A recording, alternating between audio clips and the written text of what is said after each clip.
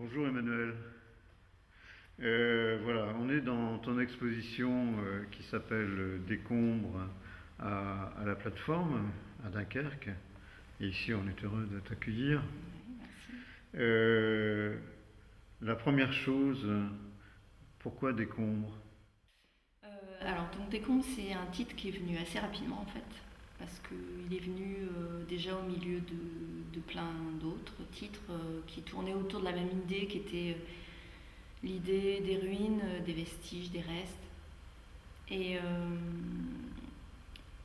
et aussi, il impliquait plein d'autres choses, puisque mon travail de dessin, il évoque déjà l'idée du terrain, de la place que l'on tient, de l'endroit où l'on est en tout cas.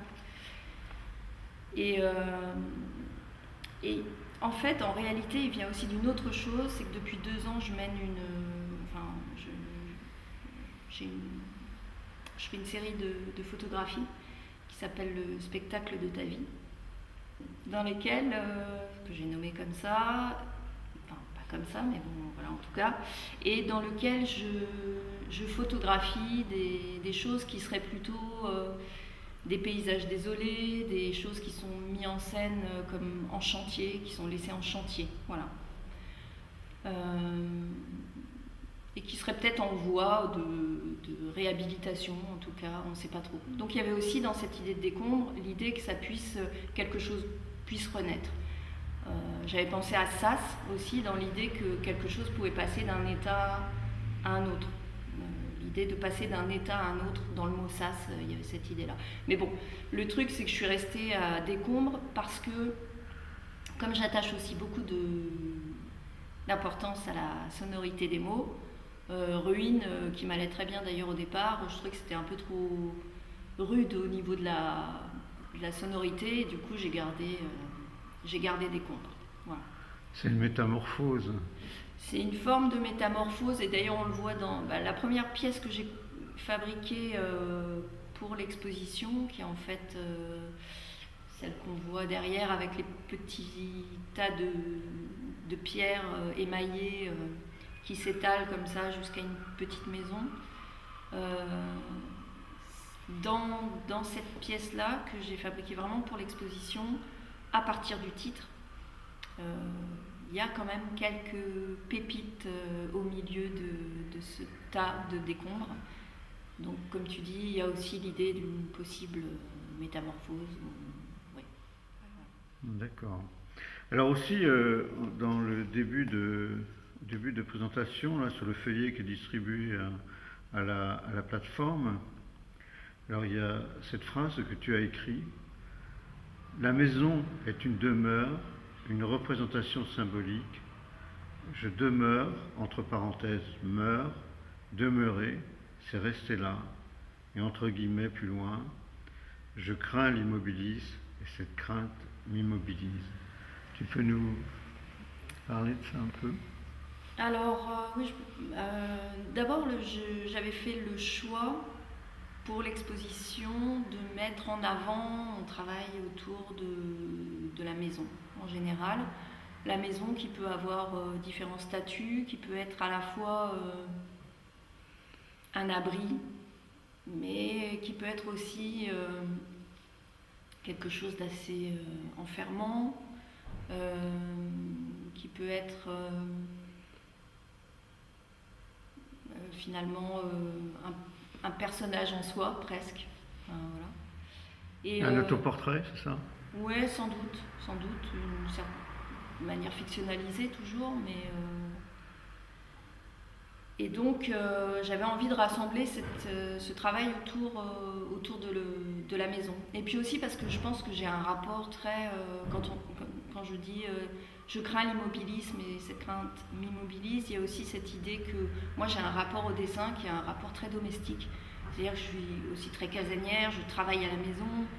Euh, j'ai un rapport assez prudent à l'extérieur, donc il est vrai que ça recoupe aussi ma façon même de travailler finalement. C'est quotidien ce dessin, hein. C'est quotidien.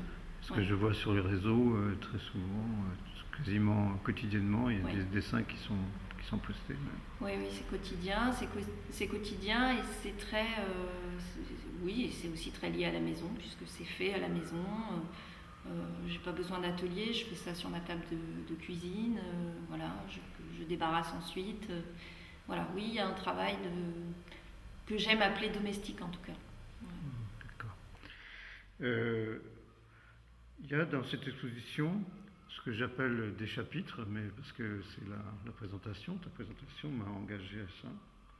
On a la maison Mouron. Ouais. Alors, la maison Mouron, c'est pas une des premières pièces que j'ai faites pour l'exposition, parce que en réalité, quand tu m'as invitée, j'imaginais moi avant tout pour mon travail de dessin, puisque j'avais abandonné le volume depuis longtemps. Seulement quand j'ai vu l'espace, je me suis dit que ce serait intéressant aussi d'investir cet espace. Et donc j'ai pensé des pièces en volume comme j'aurais fait un dessin finalement. Et puis aussi pour que ça fasse écho aux dessins eux-mêmes, que ça fasse résonance. Donc la maison Mouron, c'est une des deuxièmes pièces que j'ai réalisées, qui est en fait une réplique d'une maison de poupée que j'ai chez moi, qui est un jouet finalement d'enfance. Et alors je suis partie d'une légende somme toute tout à fait basique, qui est de se faire du mouron. Et j'ai fait une représentation qui est une représentation imagée de cette légende. Seulement après coup, en m'intéressant à la fleur de mouron, je me suis rendu compte qu'il y avait des interactions avec des choses auxquelles moi je m'intéressais quand même depuis longtemps, qui était que cette fleur de mouron, par exemple, elle aime se développer sur les terrains vagues, dans des friches industrielles, qui sont quand même des lieux qui, moi, m'interpellent depuis longtemps. Et puis aussi, elle était préconisée pour soigner les mélancoliques, les anxieux. Donc ça fonctionnait plutôt très bien avec l'empreinte que moi j'avais envie de laisser. Et donc je leur ai donné cet aspect. Donc la maison, elle est mate, elle est noire, aussi pour faire écho, je disais, aux dessins qui sont faits au bic et qui ont un côté très hermétique. Moi, ce côté hermétique m'intéresse plutôt, malgré la transparence que peut donner le bic parfois, mais voilà. Et les fleurs de mouron ont été fabriquées en verre soufflé, parce que je tenais à ce qu'elles aient un aspect un peu précieux comme ça, un peu fantomatique, et éparpillé dans cet espace de maison qui est, on ne sait pas trop le statut qu'elle a finalement, si ce n'est la représentation pour moi de manière basique d'une simple légende. C'est-à-dire que là, comment le mouron, tu en exposes, tu l'énonces le bénéfique, mais on sait que dans les jardins, on enlève, c'est une mauvaise herbe, alors que il y a une autre aussi, un autre espace qui s'appelle le bloc. Ouais. Alors le bloc, c'est cette petite maison noire qui est en bout de piste, j'allais dire. Il y a une série de cailloux qui s'étalent sur 6-7 mètres comme ça, qui sont des pierres émaillées qu'on voit, voilà. Et au bout de cet espace-là, on a ce petit bloc, que moi j'appelle un bloc parce qu'en fait, ça fait écho à une autre série de dessins qui ont été réalisés, qui ne sont pas montrés ici, mais qui ont été réalisés dans les années 2012-2013. Une série de dessins qui s'appelle le bloc noir. L'incitation de cette série, ça avait été en fait une phrase de Marguerite Duras dans La vie matérielle, où là encore on est dans le quotidien, le domestique. Je ne connais plus exactement la citation, mais peu importe. L'idée, c'était que ce bloc était devenu quelque chose justement d'hermétique, comme une sorte d'obstacle. Et cette série de dessins, elle montrait des montagnes, des palissades, des murs, des blocs qui, eux, étaient des obstacles. cette maison-là, je la voulais en résonance avec aussi avec cette série de dessins, même si c'était pas montré. Mais en tout cas, comme moi, je fais dans mon travail des groupes, des séries, et que la légende a une importance, en tout cas, elle était reliée à cette série-là. Ça fait 2 fois que tu fais référence à la légende. Cet intérêt pour les légendes, tu peux expliciter Ouais. un peu? La légende, en fait, elle a évolué, c'est-à-dire que au tout début de mon travail, la légende, elle était vraiment sur le dessin. C'est-à-dire, je faisais ce que j'appelle des dessins pensés, donc on peut en voir certains d'ailleurs dans l'exposition, avec la légende écrite et un petit dessin qui venait, non pas illustrer, mais imager un peu l'idée, en tout cas, qui pouvait être une légende un peu absurde ou un peu grotesque, parfois mélancolique, voilà. C'est une légende que tu crées Oui. ou une légende? Voilà. Qui était un bon mot, parfois quelque chose juste d'un peu stupide même, voilà. Et puis cette légende, elle a peu à peu disparu du dessin lui-même. Et en fait, maintenant, elle me sert, elle a tout autant d'importance pour moi, mais elle apparaît plus. C'est-à-dire que dans mon travail, elle est là comme elle gère, j'allais dire, elle gère des groupes. Mais oui, c'est ça.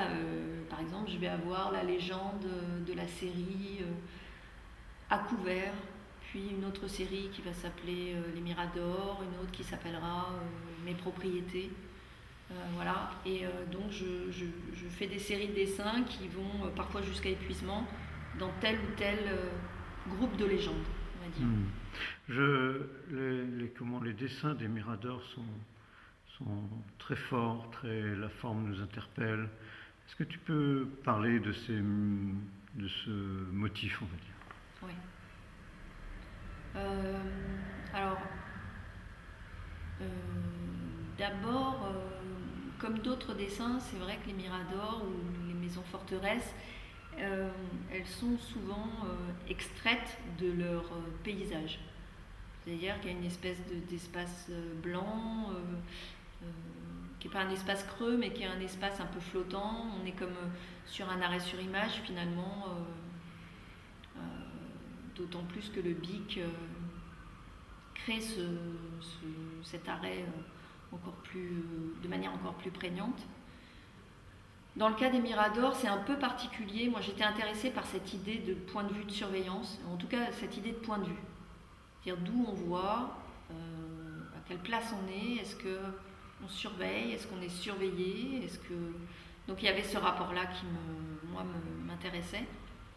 Et puis c'est aussi un travail que j'ai fait d'après des photos d'un artiste qui s'appelle Éric Tabuchy, qui lui travaille de manière très méthodique sur un atlas des régions naturelles, donc on pourrait en parler plus longuement.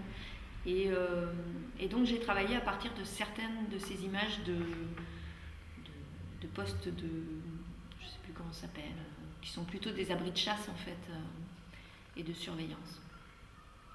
Et ça crée effectivement, alors c'est sans doute le fait que ce soit disposé de la sorte, sur une ligne comme ça, qui crée cet effet aussi de motif dont tu parles. Un autre chapitre, à la mémoire de ma mémoire. Alors, à la mémoire de ma mémoire, ça comprend en fait, c'est quelque chose d'assez global parce que dans la pièce, une des pièces de l'exposition, du coup, ça comprend dans cet ensemble des sous-ensembles.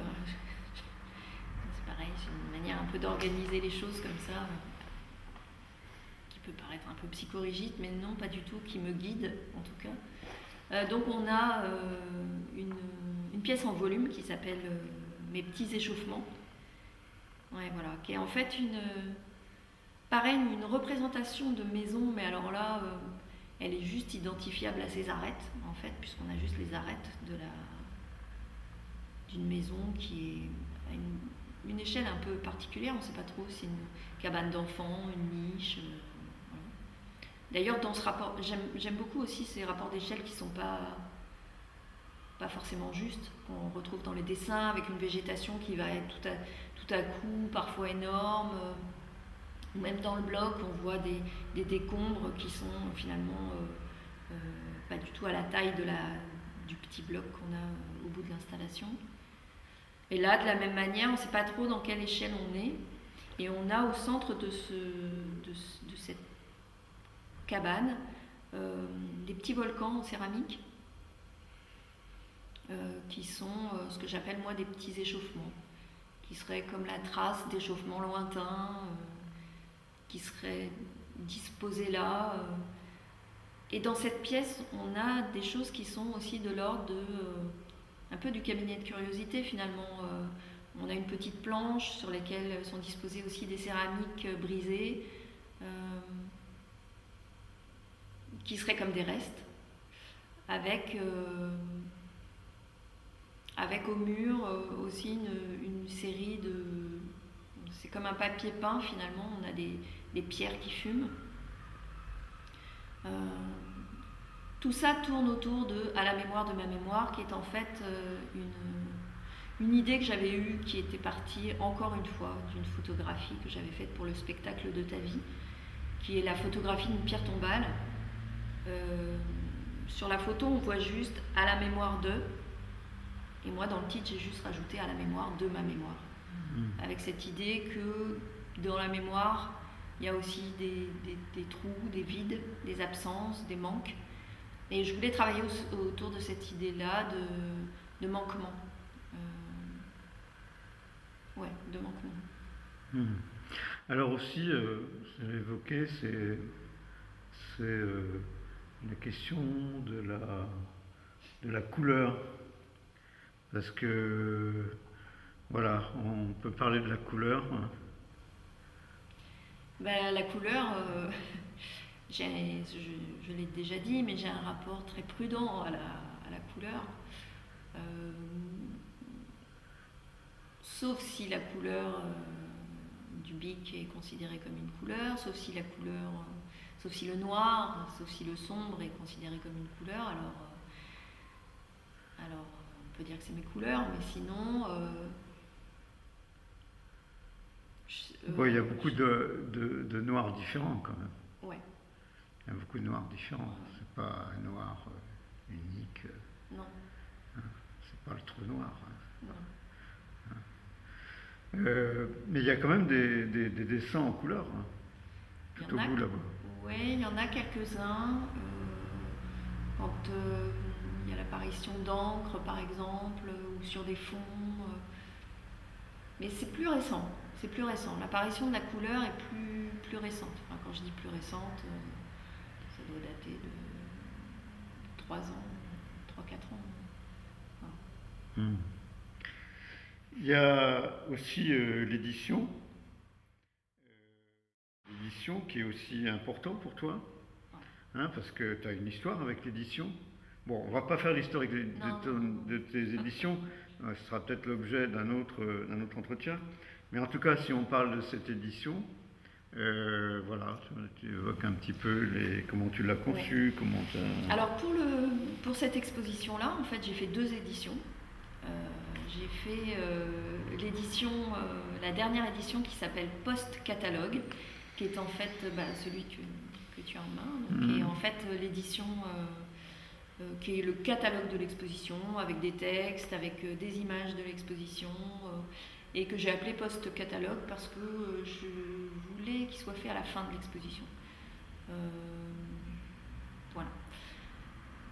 Et puis surtout, j'ai fait une autre édition qui là s'appelle Décombre, et qui pour moi a un statut à part entière d'œuvre.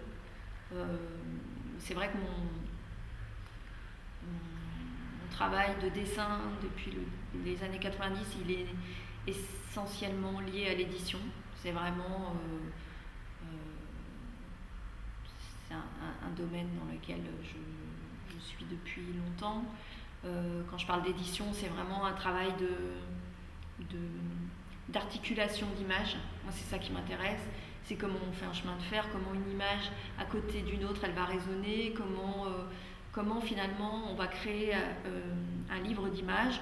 Alors parfois avec quelques textes, voilà, mais essentiellement un travail autour de l'image, et comment ces choses qui s'articulent vont créer un objet, qui est un objet finalement qui rendra compte d'une atmosphère Mais c'est sans doute ce que j'ai voulu faire dans l'exposition, de la même manière, en agençant les choses entre les dessins, les pièces en volume, etc. C'est-à-dire comment les choses s'empruntent les unes aux autres et comment elles s'articulent. Voilà. À la fin, on a un dessin, la perspective du bonheur en vert. Ouais. Voilà. Bon, merci beaucoup, Emmanuel. Ben, merci Voilà. pour ton invitation. Merci.